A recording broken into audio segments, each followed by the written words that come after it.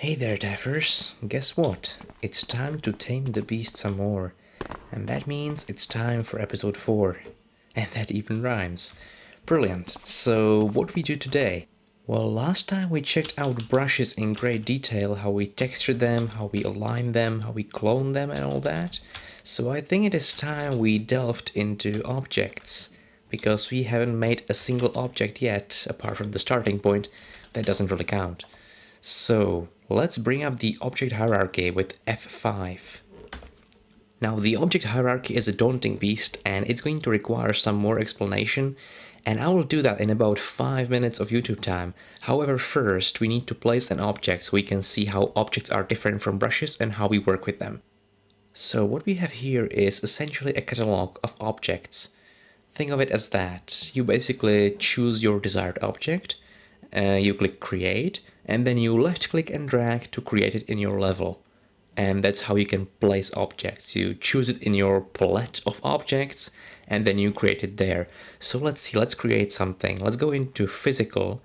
As you can see, they are categorized in all these, various, categories. We can take a look at furniture and tables. And let's go into fancy tables and, for example, leafed table.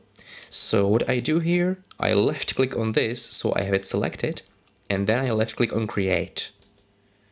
Now what you can see in this panel down here is that previously we had create highlighted and brush highlighted because we were creating brushes. Now we have object highlighted because we are creating an object. And the object we have equipped ourselves with, so to speak, and that we are about to create is the leafed table from the object hierarchy. Now, the rules for placing an object are the same as with brushes. Basically, as you place it, it will inherit anything it can from the last thing you had selected. In this case, since this is a brush, it's only going to be the position. So, for example, if I left click and drag to create the object here, you can see the table inherits the position on the Z-axis from the doorway. Now, before we take a look at our beautiful creation, there's one thing you might have noticed. If you look down here at the dimensions and the positioning of the currently selected object, you will notice they are very, very messy. Now, this would normally be alarming, but this is an object, and amazingly enough, objects do not snap to the grid. They work completely independently of brushes and all that stuff, and Dromed is completely fine with that. And I said completely like 4 times. And Dromed is fine with that too. So, that's the object. Let's go in game. As we run around, you can see the objects from all the angles. It's basically just floating in midair. And unless you want to wrap your fiction around that somehow, we might want to floor it down and make it a bit more realistic. So let's see how we do that. With objects, you can use the same kind of skills you learned for brushes. So with Shift, you can move it around, or in this window. With Control, you can resize it, but we'll do that a bit later because it requires some other stuff we'll learn about later. Yeah, it will be this episode though. And then with Alt, you can rotate the object. So if you hold Alt, you can do that. And as you might remember, when we were rotating brushes, it wasn't really advisable to do anything other than 90 degrees. But here we have complete freedom because no grid, right? So we can basically do this kind of stuff. And Dromed is happy and laughing about it, so no reason for concern whatsoever. But we were trying to make this realistic, right? So first of all, let's clear the angles here. Let's go 0 and 0 here. Perfect. So the table is back to normal, and now we need to somehow floor it. You could try doing this manually with Shift and sort of bringing it down, but without the grid, without snapping, that would be nearly impossible. However, there is a very easy tool. It's right here. It's called Floor Me. And what that does is it aligns the bottom of the object perfectly with the bottom of the airbrush it's currently in. So in this case with the floor. So you click that once while you have the object selected and it does that. Now if you go into Edit, you can also find it here, Floor Object. Now there are also others. There's Ceiling Object, which does the same except with the top of the brush, and then the Wall Object. does the same except for the wall. Now these are mostly practical for stuff like lights or chandeliers. In this case, I would just stick to the floor me. So how else are objects different from brushes? Well, first of all, you can't carve into them with airbrushes. That was the first thing I tried when I started drumming. And yeah, you can't do that obviously because they work outside the whole brushwork. Second thing, the object's center must always be inside an airbrush for the object to render. So for example, if I move the object like here, and you can see that the edges are actually outside, so the table is like sticking out of the wall, it's still fine as long as the center is still inside the airbrush. But once I sort of go over the edge there, like this, where are we? The table's gone, right? So go back here a bit, and the table shows again. So those are the rules for objects. They need to be inside airbrushes. Thing number 3, every object like tables, furniture, whatever, no matter what kind of shape it has, the physical boundaries of the object are always either a resized cube or a sphere.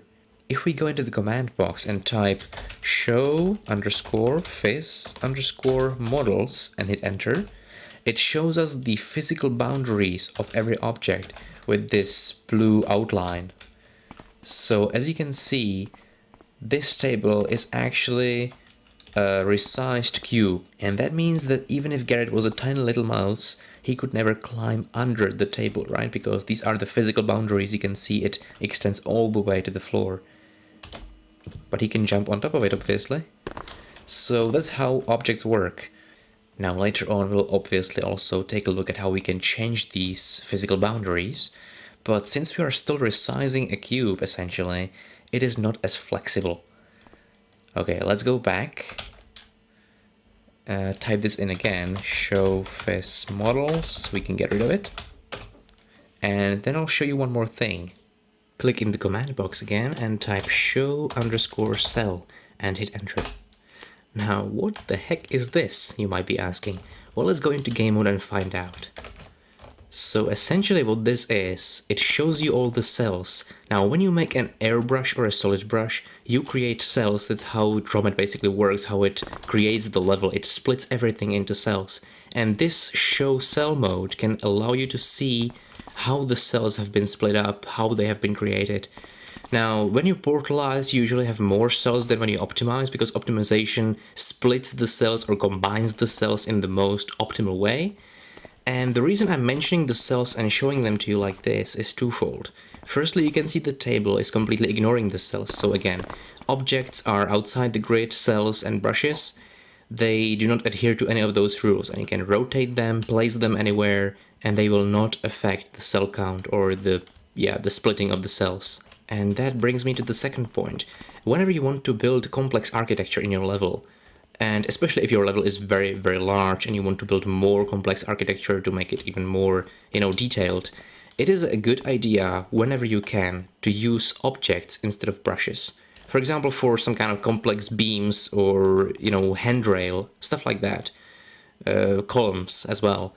Basically, if the situation allows it, it's a good idea to use objects instead of brushes.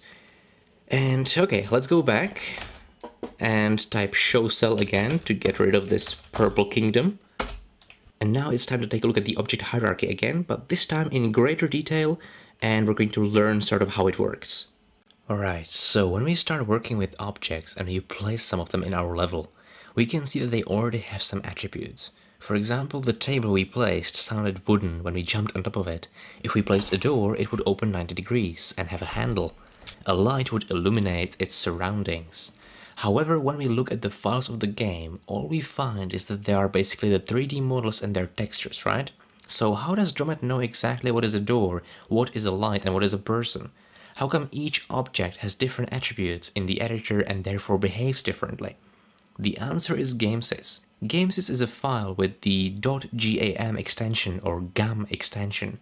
The default one that Div is already using is called dark.gam, and we can modify it and basically create our own version. This GAM file essentially contains the entire object hierarchy. That's the F5 window we saw earlier. It includes all the attributes for objects, sounds, textures, and so on. For example, when Garrett was running up the stairs earlier, it sounded like the stairs were wooden. Again, that's because the wooden texture we used already had this attribute in the object hierarchy. So now that we know exactly what it is and what it does for objects, let's take a look at how exactly this little beast functions. Now I'm sure you all remember learning about this at school. Imagine the animal world and how species are classified. At the top, it all starts with what they all have in common. They all originate from the same thing. Let's say that thing is animal.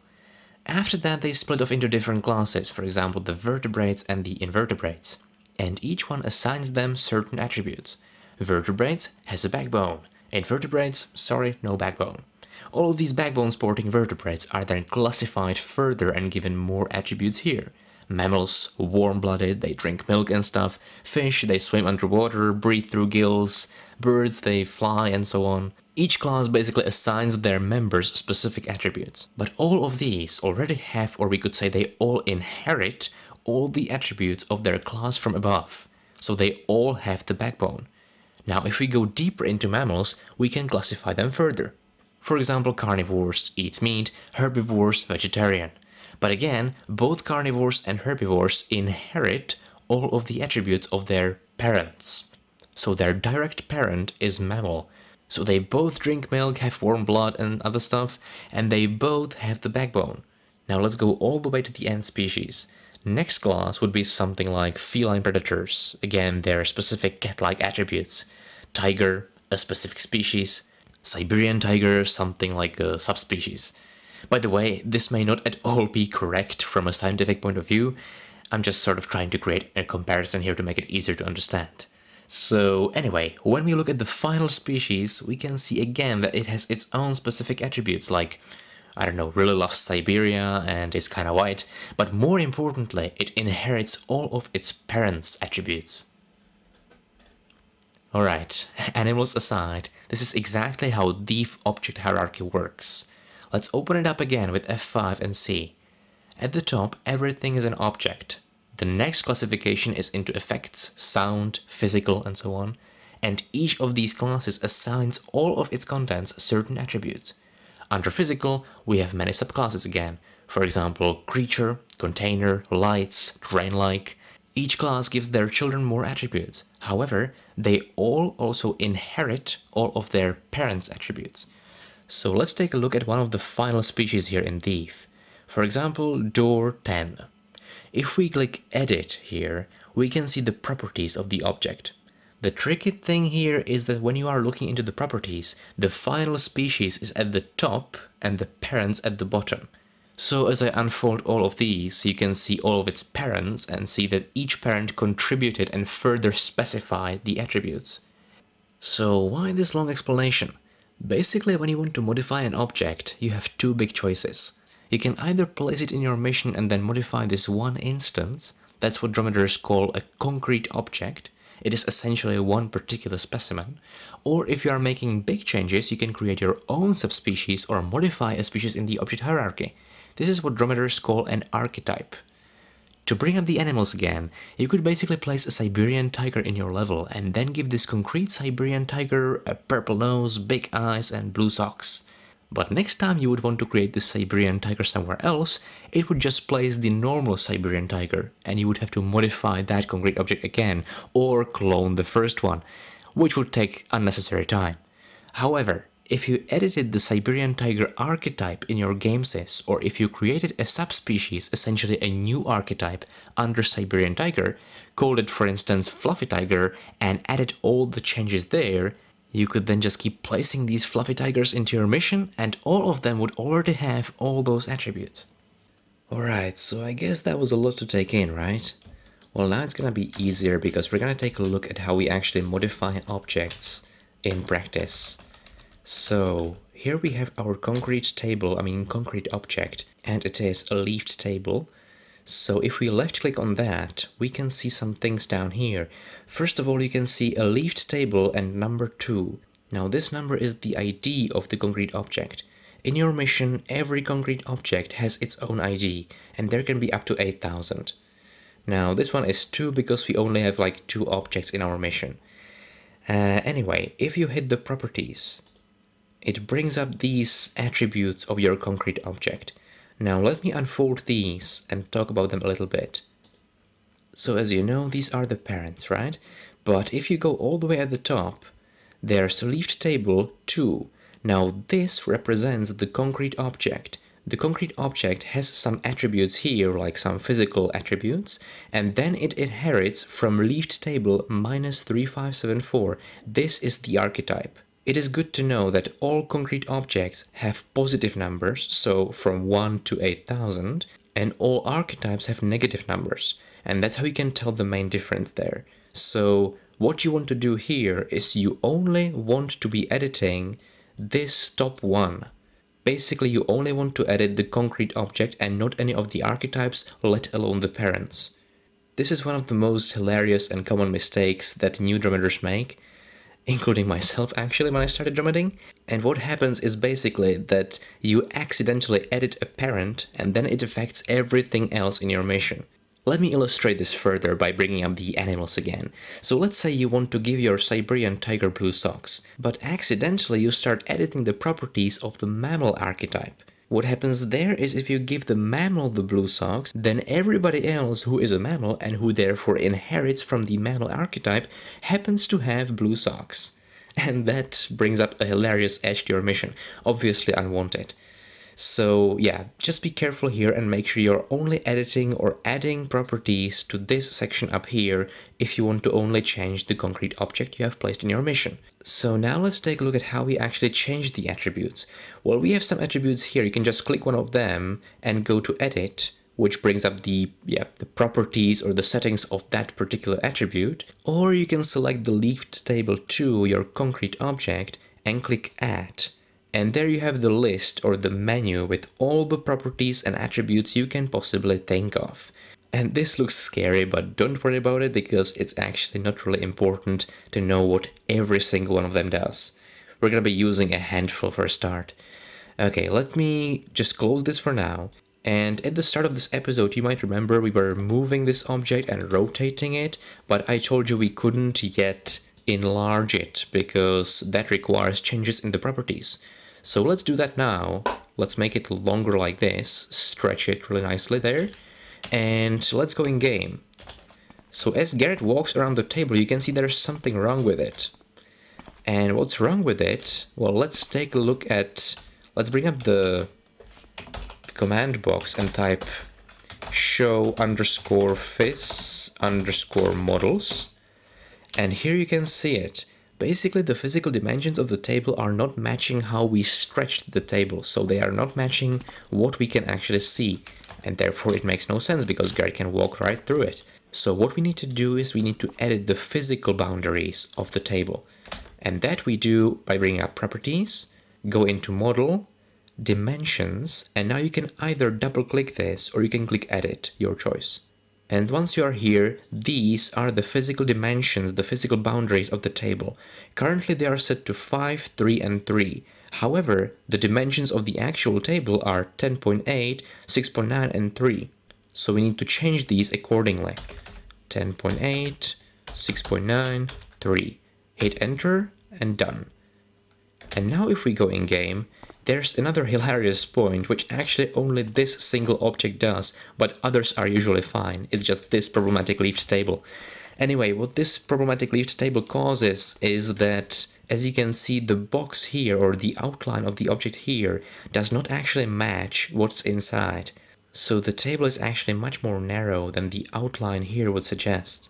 Therefore, we need to bring up the properties again, go into model, double click on dimensions, and this is the axis we are talking about. It's 6.9, but that's really just the outline. The actual table was really just 3. So we can fix that back, put it to 3, click OK, done, and go in game. And as you can see now, the physical boundaries of the object pretty much match the table. So Garrett can interact with it accordingly and properly. Perfect. Okay, now let's add some more objects, because we can. And as you can see, the last object you had selected actually directs the object hierarchy to take you straight to that subclass. So we are starting here because we had leafed table selected. And that's convenient if you want to build more tables around each other, sort of, and you want to get there faster. Anyway, so what we want to place now, let's go into treasure. So treasure is basically all the loot that you have in the game. Yeah, loot and quest items. Swag, and then we go into, for example, nuggets and a silver nugget. Again, click create. And while we have this table selected, let's left click, drag, let go. You can see we created the nugget inside the table. So again, shift and sort of move it so it's on top of the table. Go in game. There's the nugget. And we can pick it up. How brilliant. So it's worth 50 gold. It's a silver nugget though. That's kind of weird. But there's no silver there, so okay. Still though, I think this nugget isn't that valuable, so let's just make it a little bit cheaper. Bring up the properties. And again, you can see Silver Nugget 3, that's our concrete object. It inherits from Silver Nugget archetype, which inherits from Nuggets archetype, and so on and so forth, all the way to the object. So again, we want to only edit this part here. Now, what I want to add or change is how much loot this Silver Nugget is actually worth. And since we do not have that attribute here, I'm going to have to add it. Now make sure you have Silver Nugget 3, your concrete object Silver Nugget, selected, and then click Add. From here we gotta go to Dark Game Sys, and there you see Loot. And now we need to set some specifications. So the default one is 50 for the Silver Nugget, but I think it would be better if it was like 37, because I like randomness. And click OK. And that's basically that. So now we have added a Dark Games' loot attribute, which says the loot has only 37 worth. Now if we open these up again, you can see that the Silver Nugget has actually a Dark Games specified here in the Silver Nugget archetype. However, whatever the parents or the archetype specify, you can always override it with what you place later on. So for example, the Silver Nugget archetype establishes this is gonna be worth 50 gold. But then in the Silver Nugget concrete object, I can specify no, it's gonna be only 37. And I basically override the previous decision set by the Silver Nugget archetype and whatever decisions there were before that. So there, let's click done. And now if we go into game and steal this, you can see it's only worth 37. Brilliant. Now let me also get rid of these physical models. Show underscore phys, all those typos, jeez. Underscore models. Hit enter so we can get rid of that blue outline there, we don't need it.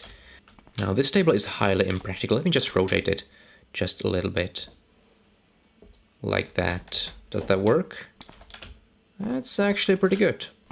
And yeah, you can see the item on top of the table actually doesn't change location when you rotate the table, but luckily it's still positioned pretty well there, so it's fine. Alright, now let's take a look at how we import custom objects, because there are so many great objects out there, so many talented people, and so much has been done. Yeah, so I keep looking around for some reason. That's like a thief paranoia. Anyway, so importing custom objects is gonna be the next step, and then we're also gonna create our own archetype. Let's create a new type of loot. So go back to the editor, and you can keep the editor open actually. Go to website, for example, I'm going to choose Low Poly Guild. You can see the address here, thiefmissions.com/lpg/. And there are lots of custom made models here, so let's just find some loot. So for example, I'm going to choose Nameless Voice, and I'm going to find something here that resembles loot. For example, this silver locket here. That's a good idea. So you click on the silver locket and it gives you the download file, nvlocket.zip, so Nameless Voice locket. Save that, and here it is, nvlocket.zip. But before we start working with this, we gotta set up our folder in Fresh Dromed. So go to Fresh Dromed, Thief to Metal Age, and here in this directory, basically we need to set up a new folder. So create a new folder, name it obj, hit enter to create it. Inside this folder, inside the obj folder, create another folder, name this one txt16. So how this works basically, the obj folder contains all the object models, and the txt16 folder inside it contains all the textures for those models. So if we open up our nvlocket.zip, we are looking for two files primarily. Firstly, the bin file or bin file. It's right here. This is the model. That's the 3D model of the object. So we need to move this to our object folder. And then there should be some textures for it. And as you can see, there are two textures for this locket. So you gotta take these textures and move them inside our txt16 folder. So at the end of this setup, this is how it should look. You open up obj and there should be a bin file. You open up txt16 inside it and there should be textures for that bin file. And that's really it. Now we just need to remember what the bin file is called exactly. So it's nvlocket. And this is important because we're going to need to specify it in Dromed. Okay, back inside Dromed, how do we create this locket here now? Well, let's for example clone this silver nugget. Clone it like that. Create one here. So we have two silver nuggets now. And we're going to modify one of these silver nuggets and change it into the locket. So click on Properties, click Add, go to Shape, Model Name. Here type nvlocket, which is the name of the bin file you have in your object directory. Hit Enter, Done, and as you can see, there's the locket. And it's worth 37 gold because it's still got all of those properties and attributes of the silver nugget. Okay, the only thing that changed is basically the model. It looks different, but everything else is the same. So now let's try to add it to our object hierarchy. Bring up F5, and we want to add it to, for example, jewelry. So while we have jewelry selected, let's click Add. It's gonna ask you for a new object name. Now this is a bit tricky because you can only use a name that hasn't been used before. If you try to use a name that's been used before for a different archetype, for example Garrett, it's gonna reject it like this. It's gonna name it just object hashtag 6641, and you gotta basically then rename it. So you're gonna name it to, I don't know, nvlocket, and hit Enter. And now we have our own nvlocket archetype. So now we gotta edit that archetype, and it inherits everything from jewelry, swag, and all that, but we gotta add shape, model name, nvlocket, and we should probably also specify how much loot it is worth. So if we go to add, dark gamesys and loot, we can say it's gonna be worth 32, for example, and click done. And that should pretty much be it. Let's try to create this object here and see how it works. It works, and it's got 32 worth of loot, and it inherits everything from the other jewelry. So that's basically our new archetype, nvlocket -6641 ID, and yeah, that's that. But now, since we have made a new archetype, we need to save our gamesys, because we have made a substantial change to the gamesys, and the dark.gam, the original one that Thief is using, does not have this nvlocket archetype, right? So we need to save it as our own gamesys, a modified gamesys, if you will. So go to File, click here, Save Gamesys, and create our own gamesys by saving it, for example, as dancingbarricksys.gam. That's a really unnecessarily long name, but whatever. Click Enter. And now what we need to do, because this mission is still using the dark.gam, you can see that down here at the bottom, that it's using this one. We need to make sure the mission starts using the new gamesys. So what we do, we click here in the command box, we type set_gamesys, and now the name of our gamesys, which I already forgot. Was it dancingbarricksys.gam? Dancingbarricksys.gam, yeah, and hit Enter. And as you can see, the mission is currently using the dancingbarricksys.gam and not the original one, which was dark.gam. So if we save the mission now, yeah, I'm already on 18. We close it and we open it up again. You should be able to see that everything works here. The locket is still here, it has 32 gold. And if we open up the object hierarchy with F5, you can see the nvlocket is still here because we are using the custom gamesys. So that's pretty much that for today, I think. Thanks everyone for watching. And next time we're gonna take a look at custom textures to make this place a little more, you know, modern and stuff. It's gonna be fun. See you there.